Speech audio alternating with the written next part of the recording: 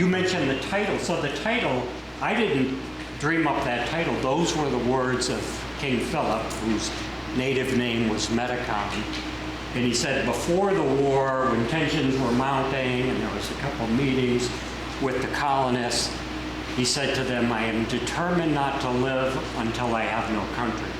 So in other words, he could see the Indian land shrinking, and he had to do something about that.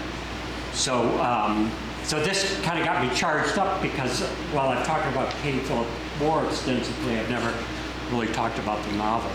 And before I get started, I'll tell you what I've been working on lately. During COVID, I had all this time to myself. There was no speaking and just writing and no big events, so I wrote 2 books, and they both came out this year. One is called Extreme Survival, Lessons from Those Who Have Survived Against All Odds. So it's various top-notch survivors who shouldn't be on the planet but somehow got through the ordeal, who I interviewed, and I wanted to know, how did you do it? I could have never done it. And they would explain, not what they did physically, but more mentally. So the book is 12 chapters grouped by how they did it. And so this one, it does have some historic figures in it as well, like John McCain. I was reading his account of his time, 7 years as a POW. And he had one technique he kept going back to get through the ordeal. But, you know, while this one was deadly serious, I said I need to write something a little more lighthearted. This came out last week. It's called The Power of Positive Fishing, a story of friendship and a quest for happiness. So the timing could have been better because I was just reading how the Surgeon General said loneliness is an epidemic in America, like a disease, particularly with males and young males in particular. So I have this one friend for 30 years. We've been out on the ocean together all the time. And the book is not just about those ocean trips and some of the misadventures, but about the power of that one friendship and how it can be life-changing. We would brainstorm on the boat. And when you're on a boat and you can't see land and it's just 2 people, you do open up. And that's so important with males to do that. So this was the one friend we'd open up to each other, and the other one would give, you know, advice in a way, no holds barred, because you knew the person wouldn't take it personally. So it kind of follows us both through the midlife, through all the things people go through, whether it be divorce, illness, job loss, whatever it might be, how we came out the other side by this positive attitude out there. And before I get started, this is my sign-up sheet. I do a newsletter every October, so if you're interested, you can print your email. And the other project I was not planned that I've been working on are kids' books. And they're for middle readers, so roughly age, you know, like 8 to 14, depending on the book. And they're on this table over there. They're part of this series called the True Rescue series. So they're true stories. Some are adaptations of my adult books. Some are new stories. But Macmillan Publishers said, you know, there's so many fiction books for kids and there's so little nonfiction. Make these really fast-paced so that we get reluctant readers to start reading. And so that's always kind of been my trademark with any book, is make it fast-paced. So I was absolutely, I was a big reader as a little kid. And if the book didn't hook me in the first chapter, I'd put it away. So later, after the talk, come up and look at the kids' books are over there. The history section is here. This is relatively new, Untold Story of the Cuban Missile Crisis. And then half-price books are over there. And if you buy any book, you get this one for free. This was written by, I edited it, by the hero of The Finest Hours. So The Finest Hours was a book I wrote that I got really lucky on. It became a big Disney movie. But then I got to know the main hero, and I said, what about your other rescues? And he said, oh, I've been writing those. So he gave me the manuscript. He had passed away, but then with his daughter, we edited it, and this is all his rescues. Thoreau had a funny quote that applies to me in this book.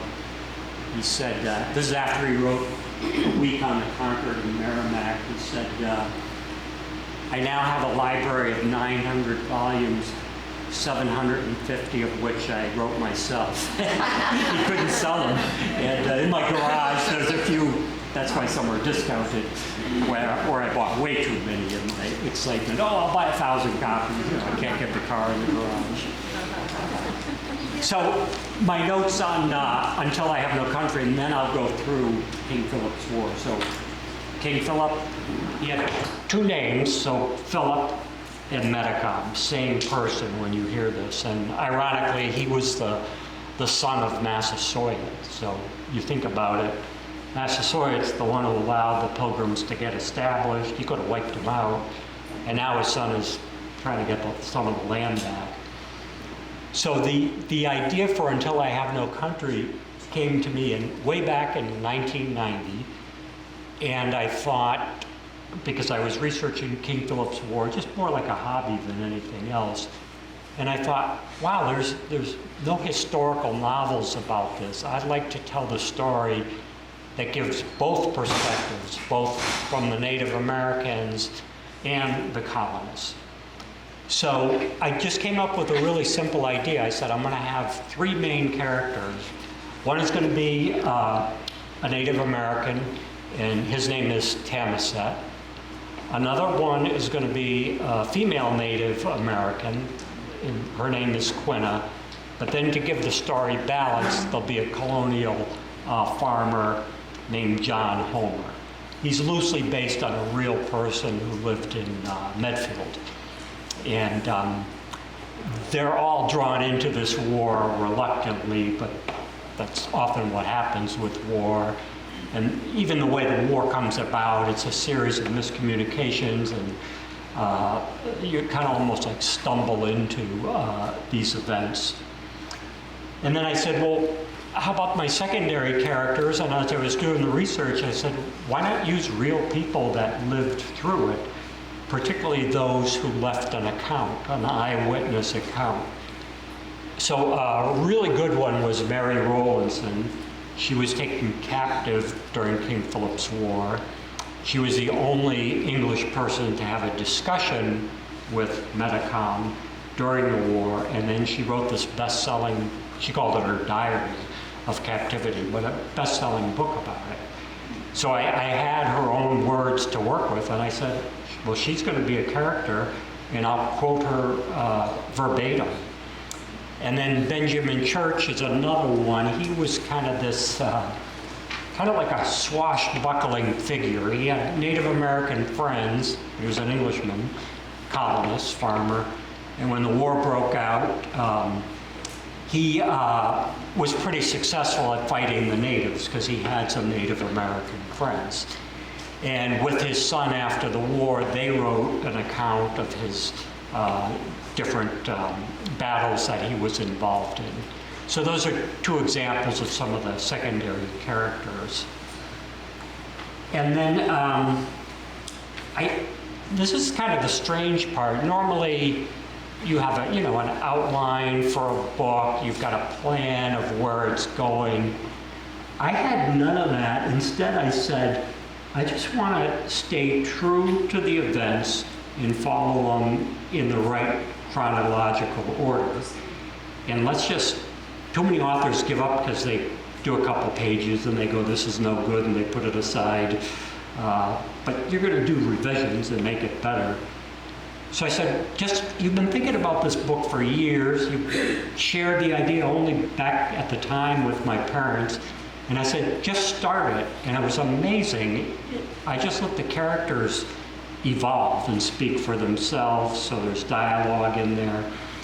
And you really didn't need an outline if you're sticking to the facts and you're following it in the right order.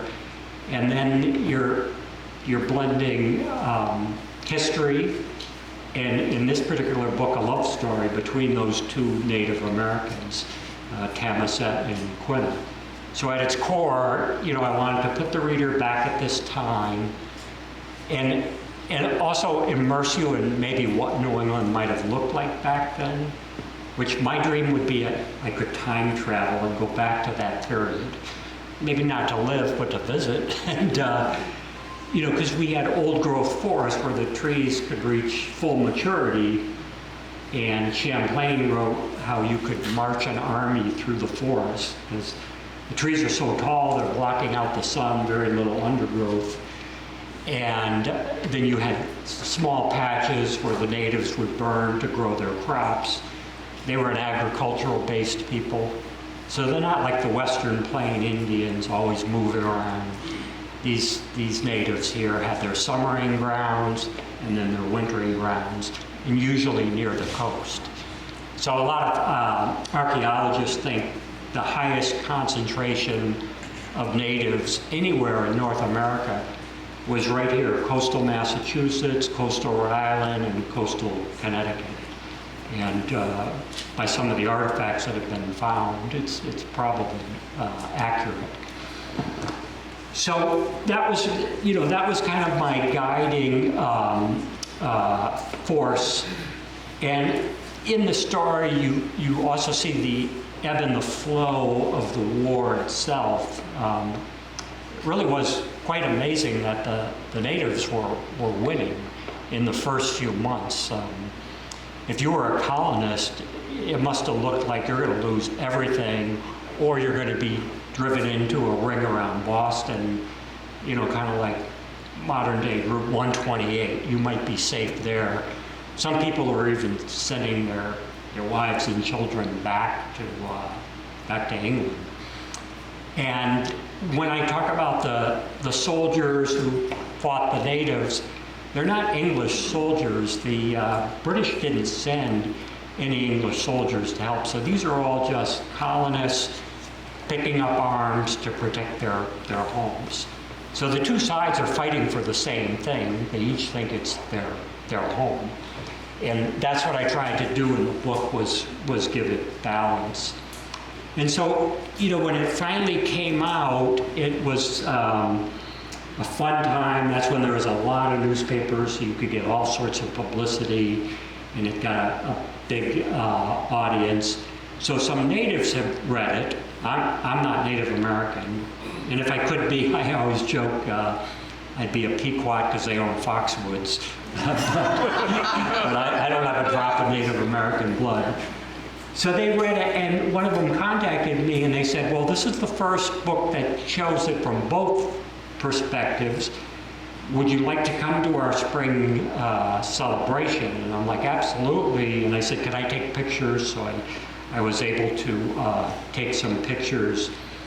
And so their leader pulled me aside later, and he said, you based Tamaset off Anawan. And at that time, I didn't know who Anawan was, and I said, who's Anawan? And they said, you really don't know who Anawan was? I go, no. And they said, the similarities between those two are remarkable. Maybe it was Anawan's spirit guiding you. And I was like, there was something guiding me because I didn't have an outline or anything, and it all seemed to be flowing just right. And so the only difference between Anawan and Tamaset is their age. Tamaset's young, Anawan was probably in his 50s, I would guess. And then, so just to show how good things can happen, so Until I Have No Country came out, and I got a letter from a young man named Eric Schultz, and he said, congratulations, I'm writing a history of the war. And I wrote him back, thank you for the nice letter. And then being a pack rat, I put that aside. And I started to write a history of the war. So a nonfiction, I wanted maps, I wanted photos, battles. And I thought, wait a minute, isn't somebody else doing it? And I found his old-fashioned letter. And so I called him and I said, how far have you gotten on your book? And he said, really far. And I said, well, I'm doing the same thing. It'd be a shame to compete. Why don't we get together for a cup of coffee and talk? And so we met, and he was this modest guy, and he gave me his manuscript, and I took it home, and I was blown away. It was really, really good. And he didn't tell me later he was a graduate of Brown and a CEO of a company. He was only like 35 years old. I called him, I said, "You're further along than I am." And he said, "I still need your help." He said, "I don't know how to get a good publisher. I want help with the maps. I want help with certain chapters." And I said, "Absolutely, you be the lead. You're the lead writer. You'll get the majority of the royalties, but I'll act as the agent as well, and I'll find us a publisher that won't skip." Because they all want to cut out the maps. And we had 50 maps. So I was just talking to one of the people in the audience, and they said, "We've gone to a lot of these spots that are in the book." So it worked out beautifully, and both books, after well over 20 years, are still in print. So that's really rare. Usually a book has like a 5-year run, and then it just tails off. But there's always been interest in King Philip's War. So what I thought I'd do now is, for those who don't know much about the war, and for those who do, bring it to you through the slides. And then if we have time at the end, open it up to discussion. You might be writing your own project, so it could be about the writing process, or it could be a question about the war itself, whatever you folks want to do, depending on the time. So with that, we'll get started. I'll use the microphone. I'm going to stand where I can see this slides.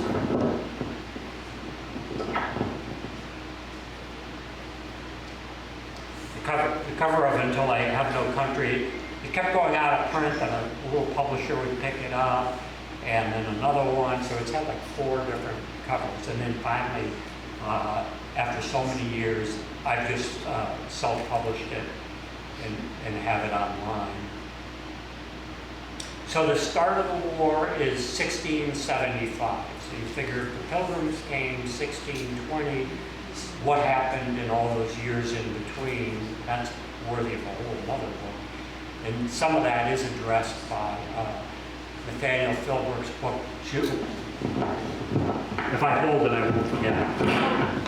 It should stand up if... No, I'll forget if I keep it in the stand, okay. But I'll remember this one. Okay. Nathaniel Philbrick's book, Mayflower, some of you may have read that. He talks about those early years. And I met him because he contacted me when he was doing the part King Philip's War. So I put him in touch with Eric as well.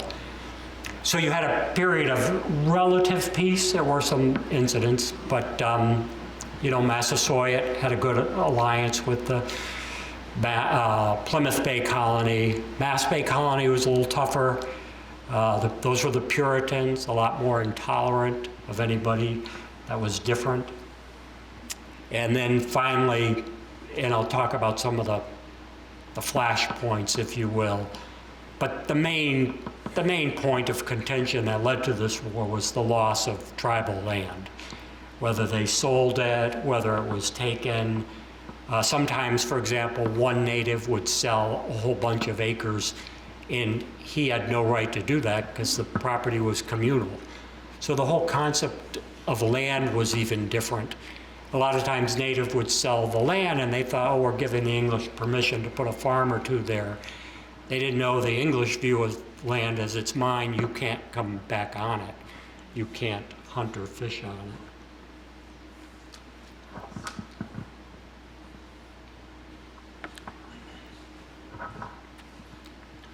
So one of the covers had this on it, this kind of call to arms for the natives. But if you're a Native American, they probably knew this was going to be an all or nothing gamble, because there were more colonists here than there were Native Americans. They've been decimated by disease introduced by Europeans.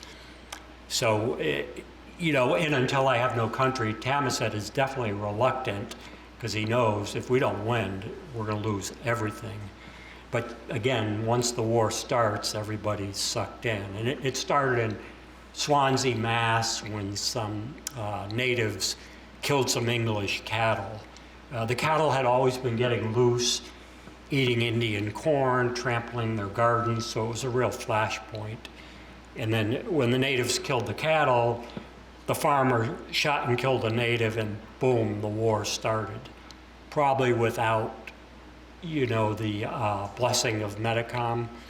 Our research indicated he was trying to get the Narragansetts to align themselves with the Wampanoags. They'd always been kind of enemies, if you will, not always in a state of war, but they certainly weren't close. And he hadn't done that yet. So I think the war started a little earlier than he would have wanted. But there were events that triggered it. Metacom's brother died at the hands of the English. His name was Wamsutta. The English interrogated him when they saw tensions were rising. And he died under mysterious circumstances. He was in good health. He's walking back from Plymouth, back to his village. He gets sick and he drops dead. So we think Metacom probably thought the English poisoned him, and we'll never know the truth.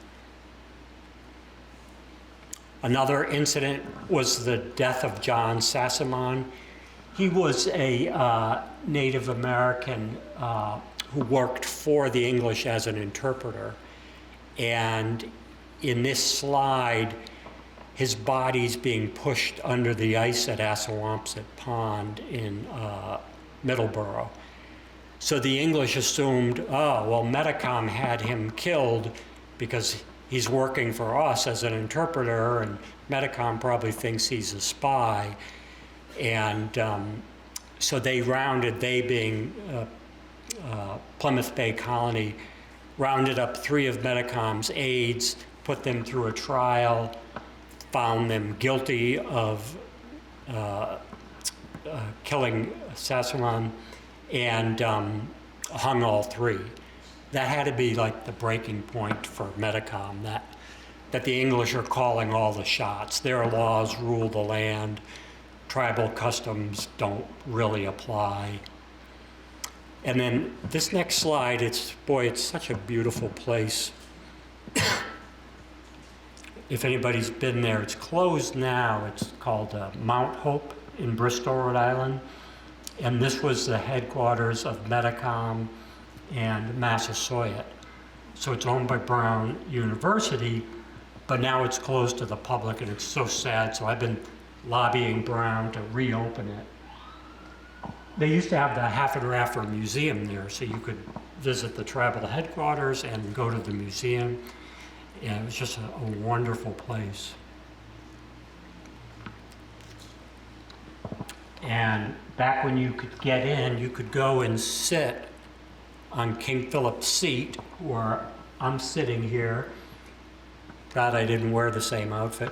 And legend has it that he would address the tribe from here. And that could very well be because, as a leader of the Pokanoket band of the Wampanoags, he couldn't just say, okay, today we're going to war. Even though the English called him King Philip, he couldn't rule like a king. He had to get consensus. So he must have been a great speaker to get the people to follow him.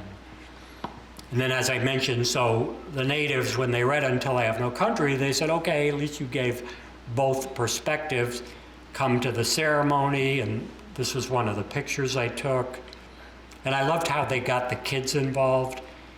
They had one child shoot an arrow off into the woods.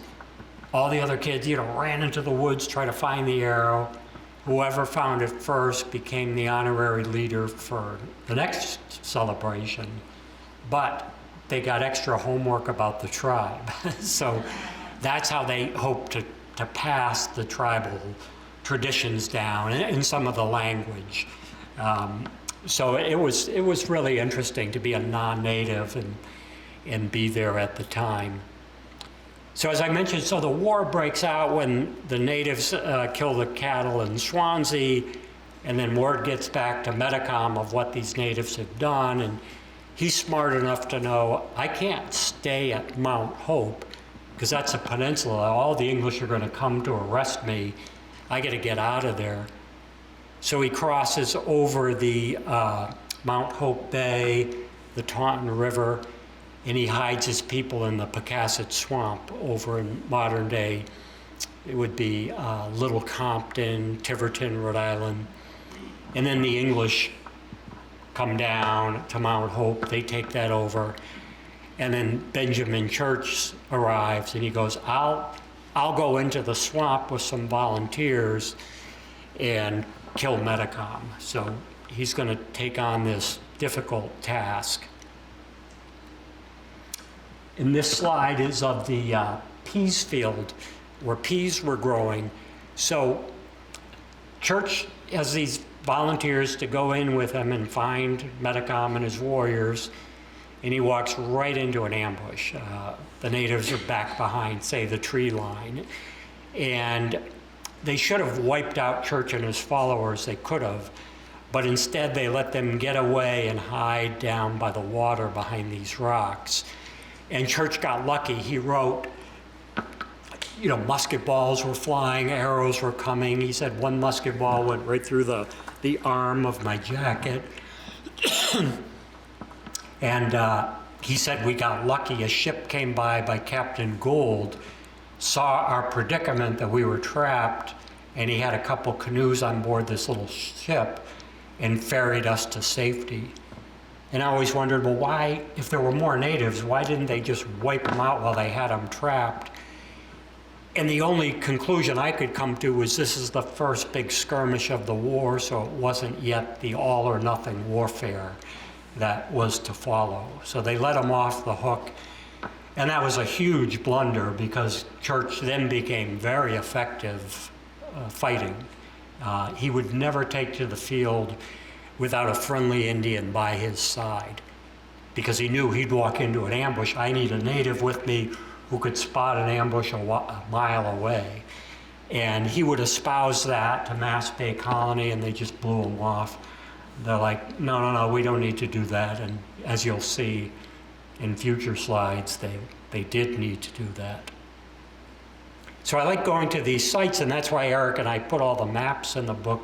For example, here's where Church is buried, right on the edge of the town common in Little Compton, behind the church. And then Metacom, he's not just hiding in the swamp. At night, he's infiltrating nearby towns, and then at dawn, hitting the raid. So this, if you drive over to Dartmouth, this is the remains of the Dartmouth garrison. So a garrison house is like a safe haven. So say you're a colonist, Franklin's being attacked, somebody would fire a musket, you knew, run to the garrison because there's extra ammunition, food, and water in case the natives lay siege. And so I live in Mendon now, and that was the first town attacked by the Nipmucks, and the people, either they didn't have a garrison or they couldn't get there, but every single building was burned to the ground. So as we go, through those opening weeks of the war, eventually, on this map shows you the movements of Metacom. He leaves the Mount Hope Peninsula and goes over to the Pocasset Swamp, but he can't stay there. He can't be in a swamp forever. And he's heard, hey, the Nipmucks have attacked Mendon. And he's like, I've got an ally. I got to join up with them. So he crosses the Taunton River and he's heading this way, to the northwest. And so probably went along the Blackstone River, curling north up towards what is now modern-day Brookfield area.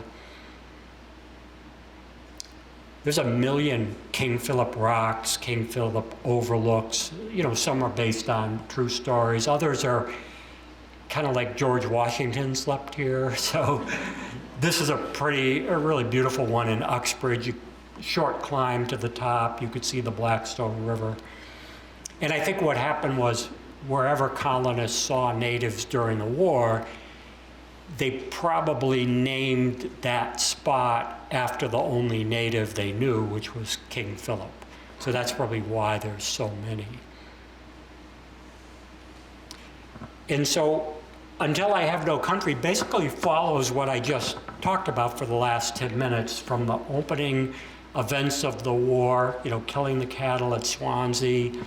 Tamaset was on a mission to the Narragansetts trying to get them to join, and he was unsuccessful. And then he's coming back to the tribe and he learns it's already started, the war is on. And then they leave, they hide in the swamp. There's the whole scene with Benjamin Church. And then when they arrive here on the Ware River, and this would be in modern day Hardwick, Mass, New Braintree, Mass. The Nipmucs are celebrating because of that successful attack on Minden, and then an even more successful attack on Brookfield. And so now the two tribes unite. And from the colonial perspective, and we know this from an eyewitness account as well, his name was, I forgot his first name, but Captain Wheeler. He was stationed at this garrison in Brookfield. And his orders from Boston were go out with a show of force, go with armor on, muskets on horseback. And that was very unusual during the war. They almost were never on horseback. In fact, there was such starvation during the war, if there was a horse around, they'd eat it. But in the opening days, his orders are, and then meet with the local Nipmucs and make them sign a peace treaty. They'll see your muskets and armor and the works. So he goes to the meeting location. No natives are there at dawn when he's supposed to meet them. And he makes a fateful mistake. He decides, well, I'm going to go, galloping into the village. There's no way the natives are going to let that happen. And he goes right into an ambush. So those little wigwams I drew at the top of the screen, that's called the Winnemesset Village. That was the biggest Nipmuc village on the banks of the Ware River. It's a beautiful area now. It's been set aside as a mass wildlife preserve, so you could go bike riding there or hiking there along the river. He survives, by the way. He's shot, falls off his horse, but his son's there, and his son drags him back to the garrison. And the only reason he survives is because when the natives try to light the main garrison house on fire, just by chance it starts to rain, and it keeps putting the fires out. And so when Eric and I teamed up, I said, hey, Eric, Wheeler wrote about all this. He's an eyewitness.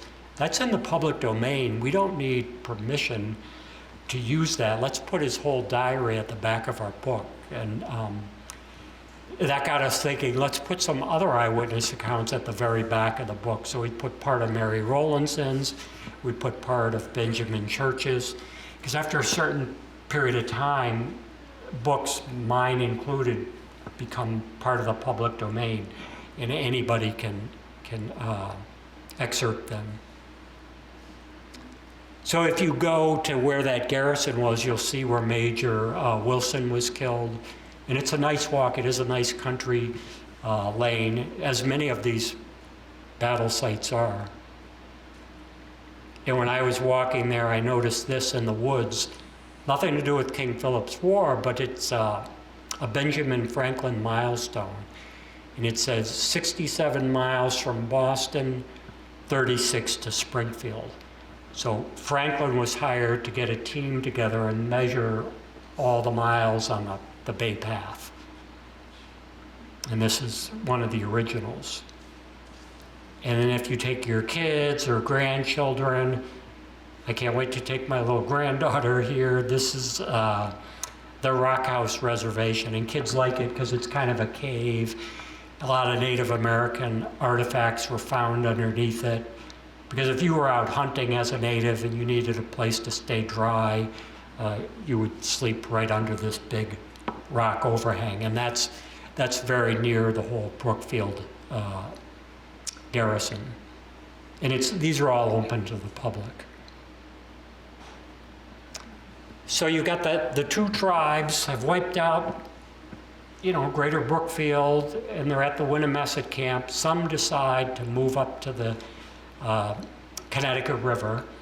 And again, Tamaset goes there because his mission is to attack the towns on the Pioneer Valley. So when I grew up in Longmeadow, Massachusetts, unfortunately, they never even taught us about King Philip's War. It would have been such a great topic, because kids love anything to do with Native Americans, but I didn't even know about it until I had graduated high school and became interested. And then from there, they start attacking all these towns along the river. So Longmeadow is next to Springfield. The Mohawks stay out of it. They don't join Metacom. And had they joined, they were such a powerful tribe, part of that whole Iroquois confederation. The whole outcome might have been different. But this is when Bloody Brook occurs, and this is in South Deerfield, and soldiers, again, militiamen, have gone up to Deerfield to rescue the few people that are still alive there. It's been attacked. They expect an ambush on the way up, nothing happens. Load the people in the wagon, get the grain that's in the sacks, because winter's coming on, head back south.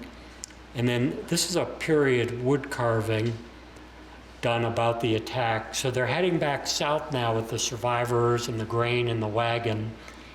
And the natives must have had this all planned out, because when the wagons hit what was called Muddy Brook, they get stuck in the mud because they're too heavy. They bunch up on the trail. The natives are hiding on either side, and they open the ambush. And it's a disaster for the English. 76 English people die in this one ambush. They're not listening to Benjamin Church at all. And if you go out there, some of those 76 are buried right on the town common of South Deerfield. And it does make a nice day trip. Like, this would be a great day trip next weekend. You can drive up to the top of Mount Sugarloaf, and this is the view you have. So when I was writing Until I Have No Country, I'd spend a ton of time in the woods trying to picture what it was like, or go to where these battles were. And there's one scene in the novel where he's surveying the landscape from the rocky outcrop at the top of the mountain. And I remember taking this picture, this is years ago, and I said, boy, not much has changed in over almost 350 years. You still have an isolated farm along the floodplain of the Connecticut River. And so the scene in the novel is he's up there with some warriors, and they're planning their next attack. And so every now and then I'll do a presentation similar to this in the schools, and to keep the kids' attention, I show them this rock slide on Mount Greylock, and I say, that's the profile of Chief Greylock, looking this way, the mouth is curved down, come back to warn us not to develop the mountain. And then they have to tell me what they see. They said, that's not the chief, it's the head of a polar bear coming out of the water, the nose. Another one said it's a great white shark. And then I lost control of the class, so I added a slide to keep their attention. And I said, well, look carefully at this. It's like a totem pole of heads. And they're like, what is it? And I said, actually, it's just a picture that I've turned sideways. So the real top is this half, and that's rock reflecting off water, and it forms all these heads. And to keep the kids' attention, I say, look dead center, and there's an alien looking back at you. Anything to keep their attention. Right, Nancy? So the two tribes are winning throughout the fall and into the winter. They have taken over this Central Mass area. And then the colonies do something really surprising. They unite and attack a neutral tribe. And when I first came across this, I'm like, why in the world would they do this? They're losing the war. Their thinking is the Narragansetts are the most powerful tribe. They think they're going to join with Metacom sooner or later. So they go, we got to get a sneak attack in while we still have the element of surprise. So it's kind of like this Pearl Harbor attack against the unsuspecting Narragansetts. And it's called the Great Swamp Fight where they do this. And so years ago, when I was doing the research for Until I Have No Country, I set up a meeting with a Narragansett historian. She's passed away. Her name was Ella Sekatow. And I'll never forget the meeting because I was with my dad, and we meet with her at their little tribal headquarters. And I go, so tell me about the Great Swamp Fight. And she looks me in the eye and she goes, you mean Great Swamp Massacre, like it happened yesterday to her. And I knew what she meant. They're neutral. Women and children were at this encampment and, this surprise attack. But from the colonial perspective, they call it a fight because many soldiers were killed. This was probably the biggest battle in all of King Philip's War. You probably had 500 militiamen going down to attack the mighty Narragansetts. And I relied extensively on two sources. One was Church's diary, but another one was this rare book called The Foot Soldiers of King Philip's War. And it had some letters home from militiamen. And there was only one way to get in this big winter encampment of the Narragansetts, and that was over this log. So the natives had erected poles, and I thought, well, maybe that was to keep the English out, and Ella Sekatow said, no, we would do that for our winter encampments to keep the wolves out, if there might be tensions with another tribe. So, we wanted that protective perimeter in the wintertime, and here it served them well for a while because the only way in was to go over that log. So I have John Homer being ordered over the log, and it's, he knows people are being picked off it by the natives. Because the natives had muskets, not a lot, but they've been trading for muskets, and they were good shots. So there is a marker down there. This one's hard to find. It's not at the Great Swamp Fight Wildlife Management Area. It's off a side road, and the big granite marker is to the Narragansett Nation, and the stones around it are the attacking colonies. And then so after all the militiamen get into the fort and take it over, and this is a real dramatic scene in Until I Have No Country, because Tamaset's wife and child, her name was Napatu, were with the Narragansetts. The Narragansetts would allow Wampanoag women and children in during the wintertime. And the attack comes, and you could only imagine being there with your infant.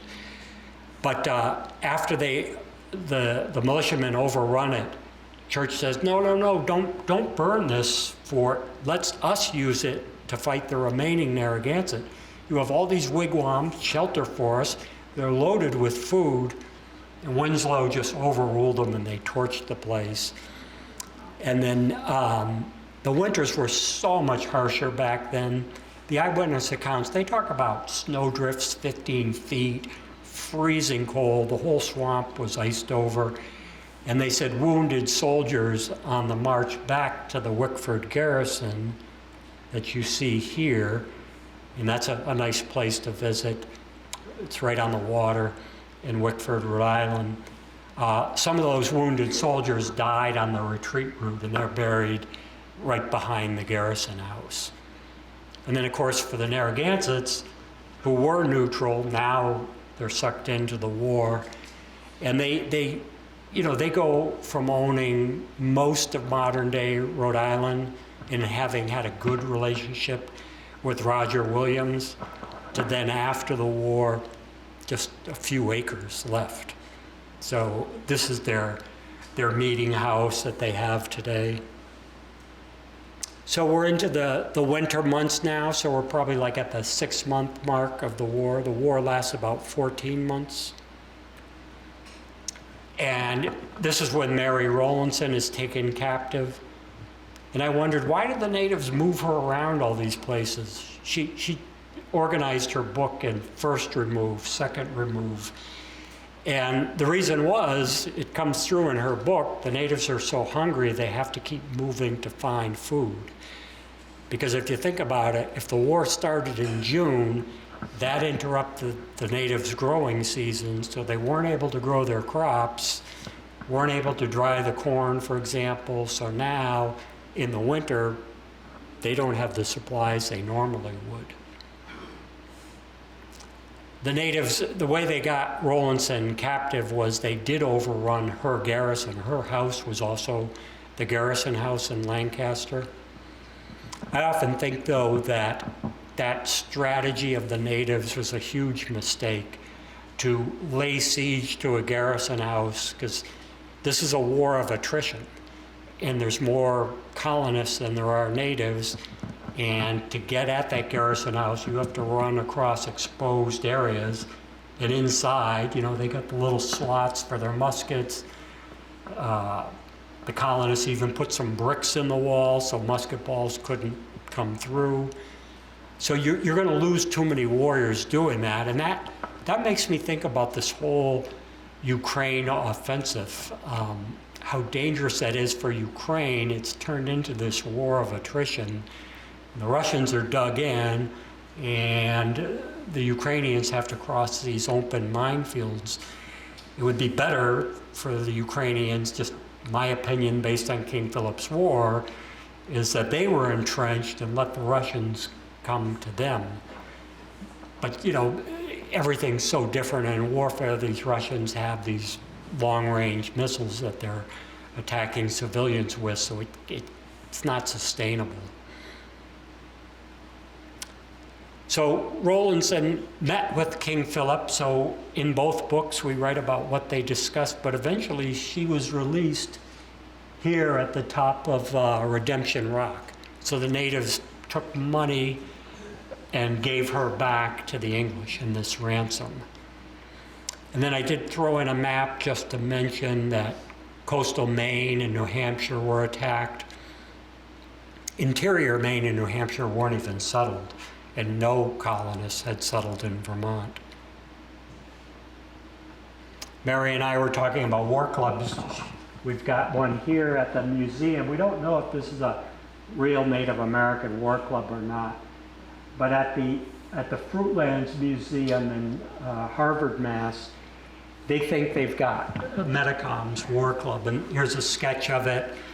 Definitely was a leader's war club because it's very intricate, inlaid with pieces of triangular shells of wampum, and a whole story about it. It was stole from the museum. It's quite a story.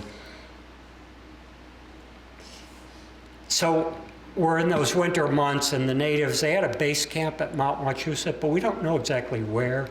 Never been fully determined. But now they're starting to hit towns close to Boston. It's not just the ones on the Connecticut River or Central Mass. And a dramatic attack occurs at Medfield. So, you know, I have mentioned my colonial character in the book, one of the three main characters. His name is John Homer, and he's based on this Englishman who might have lived in the Peak House. I can't remember if he really lived there or not, but he was from Medfield, and he goes out to his barn the morning of the attack, doesn't suspect anything. He's got the pitchfork, he's shoveling hay to the cattle, and under the hay he sees the outline of a leg. You know, and he looks more closely, he sees a moccasin. He knows there's a native hiding in his barn. He picks up the pitchfork to stab and kill the native, but then he stops and he goes, wait a minute, what if there's more than one? They're gonna jump me. So he's really calm, cool, and collected. He puts the pitchfork down, casually walks out of the barn, runs to his house, wakes his family, and gets them to the garrison. So his thinking probably saved the lives of his family. His farm was burned. So he was just the perfect character for me to work with. One, because Medfield was close by while I was living here in Franklin, and two, because of this dramatic attack in Medfield. The kids love that story, because you can picture it. Him seeing the moccasin and picking up the pitchfork and then going, whoa, let me rethink this. So we're moving into the spring, and you have, this is Wadsworth's fight, known as the Sudbury fight. Wadsworth and his men see smoke coming from, they're stationed in Marlborough, but they see smoke coming from Sudbury and the Concord area. So they head that way.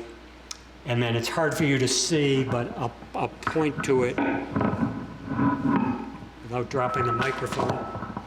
There's two little hills in this picture. Green Hill and Goodman's Hill in the middle there. And just like maybe 3 or 4 natives show themselves in between to Wadsworth and his men. So they think, oh, it's just a small band of natives. Let's get them. And they go running in between the 2 hills, and you guess what happens next. That's where the main group of natives are. And he puts up a good fight, Wadsworth. He gets his men in a defensive circle on the top of Green Hill. But the natives one-up him. They light the hill on fire. And so now he's driven off the hill and he's exposed. And he and most of his men are killed. Had they listened to Benjamin Church, they probably wouldn't have walked into this ambush. So that spring, it really looks like the natives are going to win the war. All these towns are attacked, many more I don't have on the map. But in the spring is also when the tide turns. Starvation's a big part of it. The natives just don't have the food or the supplies to continue it. Another turning point is some of the English are now recruiting natives to fight with them, friendly natives. So here the Connecticut English have Mohegans and Niantics with them, and they capture Canonchet, who's the head of the Narragansetts, and kill him. So you could see that the tribes are not united, and that is the downfall of the natives time and time again in these Indian wars through the settling of our country. If you jump ahead, you think about the Little Bighorn. The Sioux aligned with the Cheyenne that were left and the Arapaho, and look what they did to Custer, but it was too late. And probably the final battle that probably made the surviving natives realize they're never going to win was the attack at Turner's Falls. So Captain Turner gets recruit from Northampton and Hadley, a few from Springfield, and he says, a boy captive has escaped from the Indian encampment at the Great Falls. We're going to go up there and attack them because we've got intelligence from this boy. So they do. Big native village up there. This is kind of the place the natives could go rest and resupply, catch salmon, trying to get over the falls on the Connecticut River. Yet another reason why I want to go back in time. The fishing was incredible. And when he attacks, he takes a page out of the Indian playbook, infiltrate the perimeter of the town at night. As soon as dawn comes, you could see, launch the attack. Some of the natives try to flee across the river, but the river's swollen from the spring runoff, sweeps them right over the waterfalls. And the way he did it was he curls around to the north and swoops down from the direction the natives would least expect it, from the north. But he's still got to get out of there. Some natives survive, and he's got to get back to safety. And some natives pick up his retreat route and finally catch up with him in Greenfield and kill Captain Turner. So even though this is the battle that breaks the native resistance, Turner does not survive. And I had read so much about this when I was writing Until I Have No Country. It's the only time in any of my books' research that I had reoccurring dreams. And the dreams were based on the research, and it was the same dream about I was a colonist escaping with Turner, and the Indians had figured out where we were. I put it in the book, so it's a scene, it's John Homer instead of me. But it was just the strangest thing that's never happened before, the same dream, and that's when I knew I've been studying this way too much. So what does Metacom do? We don't think he was at Turner's Falls, probably at that Mount Wachusett encampment. He heads back to Mount Hope, which is the natives called Montauk, the high place. Remember, it had that little hill. And maybe, I'm speculating, but maybe his thinking is, I want to go down fighting in my birthplace or land that I know well. But for whatever reason, he goes right down there into the heart of where the English have taken over. And it's actually one of his own people that has turned traitor, has joined up with Benjamin Church, who tracks down Metacom. They see him sitting by a spring alone. The rest of the group is off to the side. And it's that traitor who kills Metacom, puts 2 musket balls through his back. And so a lot of historians mark that as the end of King Philip's War. So if you're a native, what do? You probably go north to join up with the Abenakis, because the English haven't settled in Vermont and interior New Hampshire. And maybe some of those same warriors, the younger ones anyways, get their revenge during the French and Indian Wars, because they now have a European alliance with the French. And they come back into Massachusetts again years later and hit some of these very same towns. And then I'll close on a positive note. Remember I said, so I grew up in Longmeadow, Mass, and they never even taught it. And I think the reason was, we sweep some of history under the rug. It's uncomfortable. I wrote a book so close to home about how effective the German U-boats were in attacking America. I talk about one U-boat in particular. I have the diary of the commander. He came all the way to the mouth of the Mississippi, and then I interviewed one of the survivors. He was an 8-year-old boy on one of the ships. He's still alive, living in Quincy, Mass. today. And I was like, how come I never knew this, that dozens and dozens of U-boats came off our shore and sank hundreds of our ships? And it's because, people select what part of history to teach. But the good news is, for King Philip's War, it is taught now in Massachusetts. So it's not swept under the rug, and people can form their own conclusions. Thank you. That's the...